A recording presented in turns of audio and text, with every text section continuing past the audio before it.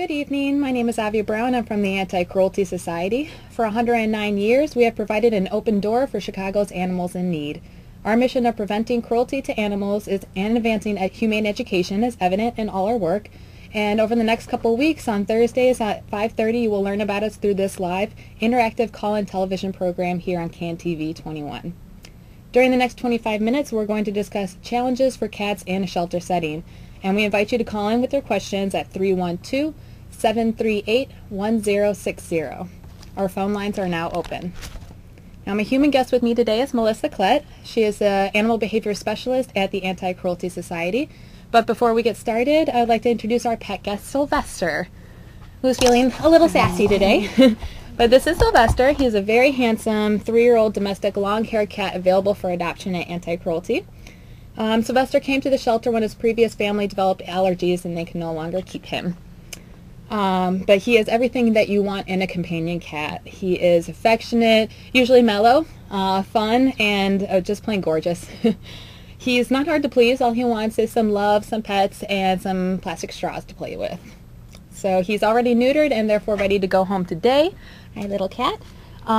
So Sylvester's tab band number is 677106, and he is usually patiently waiting for his forever home at Charlotte's Cat Corner at Anti-Cruelty. Thank you very much, Sylvester, for gracing us with your presence. So, welcome to the show, Melissa. Thank you very much. So you are animal training and behavior specialist, so why don't you tell us a little bit about what that means? Means basically that I help implement all of the behavior programs that are at the shelter. Includes doing behavior screenings on dogs and cats, helping run the School of Dog Training, the training classes that we have, and providing behavior enrichment for the cats and the dogs in the shelter as well, and doing training for the employees and volunteers. Okay. So would you say that you work with more cats than dogs, or dogs and cats, or is it pretty 50-50? I work with more cats than dogs. There are other people in the department who focus more on dogs. Mm-hmm. I work more with the cats. Okay. So we seem to see a lot more cats in the shelter than we do dogs. Why do you think that is? I think there are a couple of reasons. One, cats are a bit more prolific in their breeding. They can have litters more frequently than dogs can. Cats can actually have theoretically 5 or 6 litters a year, so they breed a lot more. So it just means more out there. Two, I think for a couple of reasons, cats are maybe considered to be a little bit more disposable. Cats have not been pets, especially indoor pets, as long as dogs have. So still society's kind of trying to understand that they are valuable.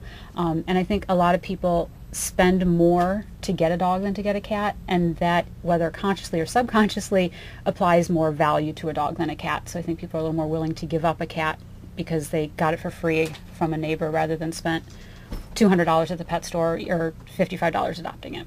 So it's more a monetary investment that people are concerned about. Mm-hmm. Okay. So why do you think it is, though, that cats seem to have a more problem adjusting to a shelter than dogs do? Cats by nature are not as social as dogs are. Doesn't mean that they're not social. It's just by nature, again.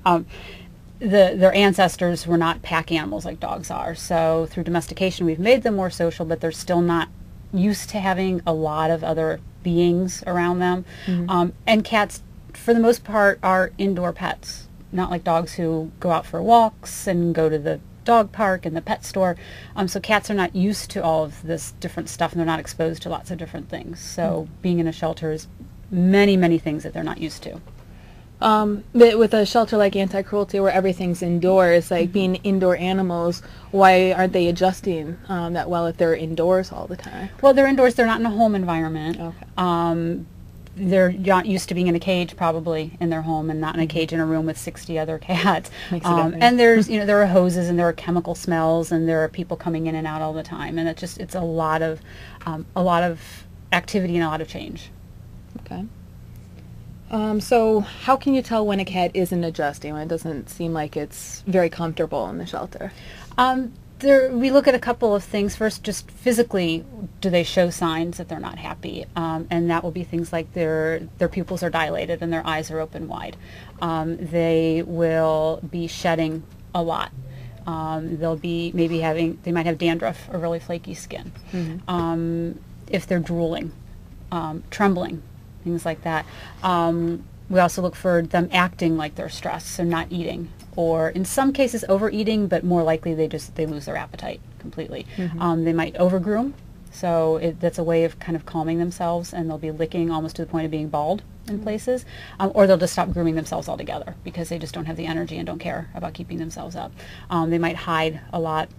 Aggression is certainly a sign that they're unhappy as well. In more extreme cases, which we don't see this very often at the shelter, fortunately, not using the litter box as well. Okay. So with all these signs, I mean, it's hard to tell what is it that makes them feel content, that can get them back to a normal level? Well, cats, in order to feel happy and content, first of all, they need to have the basics of life. They need to have food and water. They need to have shelter, and certainly that's provided. So beyond that, they need to have some kind of a routine. Cats don't do well with change usually, so they need to expect when things are going to happen. They need to have a relationship with somebody else, whether that's a person or with another cat. They need to have a relationship with at least one person that's really a bonded relationship. They also need to have mental and physical exercise. So it's one thing to play with your cat for 10 minutes. If it's the same toy every single day for 5 years, though, that gets a little old for the cat, so they need some changes there. Overall, the most important thing is, though, that they need to feel safe. And they can have a pile of ahi tuna in front of them. If they don't feel safe, they're not going to eat it. And that's really what it comes down to. And just because we know that they're safe in the shelter doesn't mean that they recognize that, though. So we really focus on making them feel comfortable. What's one thing that we can that we do at the shelter to make them feel safe? Well, there's more than one thing that we do. We certainly try to minimize the noise that they hear. So we don't house them in the same room with dogs. We don't put a cat in a carrier on the floor right in front of where a dog is tied out. We don't allow cell phones in the rooms where the cats are being held. We've actually had people before, when cell phones were first becoming a little more popular and ringtones becoming more of a status symbol maybe, with like barking dog ringtones going off in the adoption room, and that's so we just decided, no, and too many people like yell or raise their voice when they're on their cell phone, so we don't allow those. We provide bedding, and we provide toys in the cages to make them feel more comfortable.